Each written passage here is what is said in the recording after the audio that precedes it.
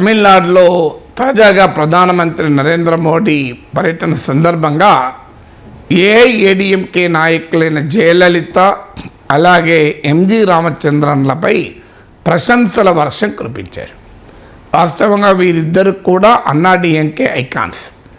అన్నాడీఎంకేతో గతంలో బీజేపీకి పొత్తుండే, ఇటీవలే అన్నాడీఎంకే బీజేపీల మధ్య పొత్తు చెడిపోయింది. ఏడీఎంకే ఎన్డీఏ నుంచి బయటికి వచ్చింది. అయితే ప్రధానమంత్రి నరేంద్ర మోడీ ప్రత్యర్థి పార్టీల నేతల్ని మెచ్చుకోవడం కొత్తేమీ కాదు. గతంలో కాంగ్రెస్ నాయకుడు కామరాజను కూడా ప్రశంసిస్తూ మాట్లాడిన సందర్భాలున్నాయి. ఆ మాటకొస్తే కాంగ్రెస్ నాయకుడైన సర్దార్ పటేల్ను బీజేపీ ఓన్ చేసుకునే ప్రయత్నం కూడా చేస్తుంది. సో గులాం నబీ ఆజాద్ కాంగ్రెస్లో ఉన్న సమయంలోనే ఆయనను పార్లమెంట్లో నరేంద్ర మోడీ బాగా పొగిడారు. ఆయనకు విభూషణ్ కూడా ఇచ్చారు. తర్వాత ఆయన పార్టీ కాంగ్రెస్కు వెళ్ళిపోయాడు అనుకోండి. సో ఇలా ఎన్టీ రామారావును పొగుడుతూ కూడా మోడీ మాట్లాడారు. ఇందులో రాజకీయ వ్యూహం ఏంటంటే ఆ నాయకులను అభిమానించేటువంటి వారి పట్ల సానుకూలత తమకు రావాలి అన్నది మోడీ వ్యూహం. అందువల్ల ఇవాళ అన్నాడీఎంకేతో పొత్తు లేకపోయినా అన్నాడీఎంకే నేతలైనటువంటి జయలలిత, ఎంజి రామచంద్రన్ని మోడీ గొప్పగా పొగిడారు. కానీ మరి అన్నాడీఎంకేతో పొత్తు మళ్ళీ పెట్టుకుంటారా? ఈ చర్చ కూడా జరుగుతుంది. కానీ అన్నాడీఎంకేకు బీజేపీకి మధ్య వివిధ కారణాల రీత్యా వివాదం ఏర్పడింది. మొదటిది, డిఎంకే ఇప్పుడు తమిళనాడులో అధికారంలో ఉంది. డిఎంకేకు బీజేపీకి, బీజేపీ నియమిత గవర్నర్కు తమిళ సంస్కృతి, తమిళ విలువలు, ద్రావిడ ఉద్యమ లక్ష్యాలు, విలువలు, వీటికి మధ్య ఘర్షణ జరుగుతోంది. ఈ ఘర్షణలో అన్నాడీఎంకే సతమతమవుతోంది. అంటే ఉదాహరణకు నీట్ ఎగ్జామ్ నుంచి మొదలుకొని హిందీ రుద్దడం నుంచి వరకు కూడా వివిధ అంశాల్లో తమిళ్ అటానమీని డిఎంకే ఛాంపియన్ చేస్తోంది. తమిళ ఆ సంస్కృతి, విలువలు, ఆకాంక్షల్ని డిఎంకే గట్టిగా వినిపిస్తోంది. సో దీంతో బీజేపీని హిందీ ప్రాంత పార్టీగా తమిళ భాషా సంస్కృతులపైన దాడి చేస్తున్న కేంద్ర ప్రభుత్వంగా డిఎంకే ప్రజెంట్ చేస్తుంది. ఈ డిస్కోర్స్లో ఏమవుతుంది అంటే ద్రవిడియన్ మూవ్మెంట్కు బీజేపీ రిప్రజెంట్ చేసే హిందుత్వకు మధ్య కూడా ఘర్షణ. ఇటీవల ఉదయనిధి స్టాలిన్ సనాతన ధర్మంపై చేసిన వివాదాస్పద వ్యాఖ్యలు కూడా ఇందులో భాగం. ఈ డిస్కోర్స్లో అంటే ద్రవిడియన్ మూవ్మెంట్ వర్సెస్ హిందుత్వ డిస్కోర్స్లో అన్నాడీఎంకే ఎక్కడ ఉండాలి? సో అన్నాడీఎంకే మూలాలు కూడా ద్రవిడియన్ మూవ్మెంటే. అన్నాడీఎంకే, డిఎంకేలు వ్యక్తుల ఆకాంక్షల వల్ల చీలినాయి తప్ప సైద్ధాంతికపరమైన విభేదాలకు కానీ ఆలోచన ధారలో కానీ తేడా లేదు. అందువల్ల Hindutva politics versus Dravidian values, movement values, ఈ ఘర్షణ ఏర్పడినప్పుడు బీజేపీకి, డిఎంకేకు, ఏడీఎంకే బీజేపీతో ఉండడం కష్టమవుతుంది. ఎందుకంటే అలా ఉండడం ద్వారా అన్నాడీఎంకే కూడా ద్రావిడ ఉద్యమ విలువలకు వ్యతిరేకంగా బీజేపీతో కుమ్మక్కవుతుంది అన్న భావన తమిళ ప్రజల్లో కలగడం వల్ల అన్నాడీఎంకే రోజు రోజుకు బలహీనపడుతూ వచ్చింది.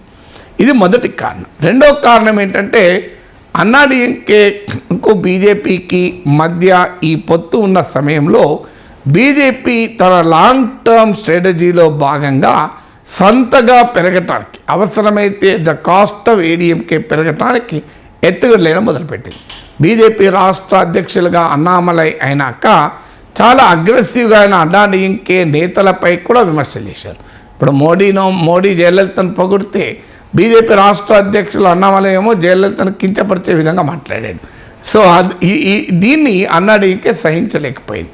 ఎందుకు మరి బీజేపీ ఈ పని చేస్తుంది అంటే బీజేపీ అన్నాడీఎంకే జయలలిత మరణానంతరం అన్నాడీఎంకే బలహీనపడుతుందని బీజేపీ అంచనా వేసింది.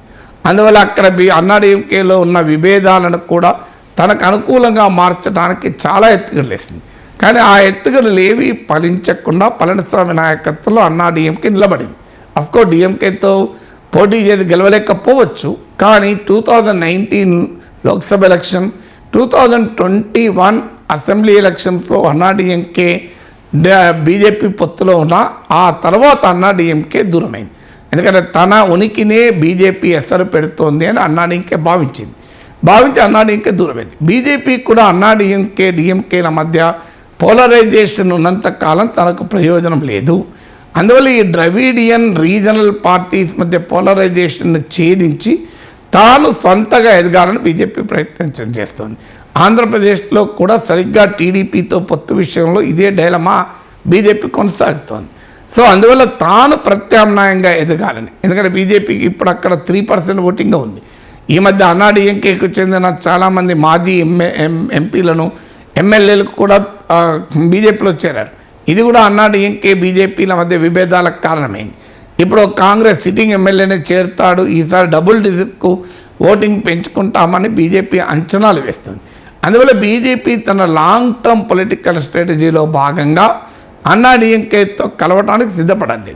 ఇక్కడ బీజేపీ లక్ష్యం ఏంటంటే అది తమిళనాడు అయినా ఆంధ్రప్రదేశ్ అయినా తన బలం పెరగాలి, అదే సమయంలో తనకు అత్యధిక ఎంపీల మద్దతు కావాలి. ఈ రెండింటి మధ్య ఘర్షణ ఉన్నప్పుడు ఇబ్బంది. ఇప్పుడు తమ బలం పెరగటానికి పొత్తు పెట్టుకుంటే ఆ కూటమికి అత్యధిక ఎంపీలు వస్తా అంటే బీజేపీ వెంటనే పొత్తు పెట్టుకుంటుంది. ఇప్పుడు టీడీపీ జనసేన అడుగుతోంది, కానీ బీజేపీ పొత్తు పెట్టుకోవడానికి అనుమానం ఎక్కడ వస్తుంది? రేపు టీడీపీ జనసేన బీజేపీ కూటమికి ఎంపీ సీట్లు వస్తాయా, వైఎస్ఆర్ కాంగ్రెస్కి ఎంపీ సీట్లు వస్తాయా? ఇప్పుడు వైఎస్ఆర్ కాంగ్రెస్ తన మద్దతు ఇస్తుంది, టీడీపీ మద్దతు ఇస్తుంది. ఒక్కసారి టీడీపీ జనసేన కూటమితో చేరితే రేపు వైఎస్ఆర్ కాంగ్రెస్ పార్టీకి ఎంపీలు వస్తే ఎలా అనే అనుమానం బీజేపీ కలుగుతుంది. తమిళనాడులో కూడా అదే పని. ఇప్పుడు బీజేపీ అన్నాడీఎంకే కలిసినా డిఎంకేనే స్వీప్ చేసేలా ఉంది డిఎంకే నాయకత్వం కూటమి. లాస్ట్ ఎలక్షన్లో 2019లో ఒక్క సీటు మినహా అన్ని సీట్లు డిఎంకే గెలుచుకుంది, డిఎంకే కూటమి. సో ఇప్పుడు అన్నాడీఎంకేతో కలిసిన తనకు కానీ కూటమికి కానీ ఎంపీ సీట్లు రానప్పుడు సో ఆ కూటమితో చేరడం కన్నా ఇండిపెండెంట్గా ఉంటే బలం పెరుగుతుంది, బలం పెంచుకోవచ్చు స్వతంత్రంగాని.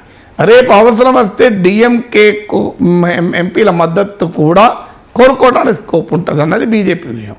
అందువల్ల అన్నాడీఎంకే బీజేపీల ప్రతివ్యూహాల మధ్య ప్రతిపక్ష ఓటు చీలి అల్టిమేట్గా డిఎంకేకే మళ్ళీ ప్రయోజనం కలిగేలా కనబడుతోంది.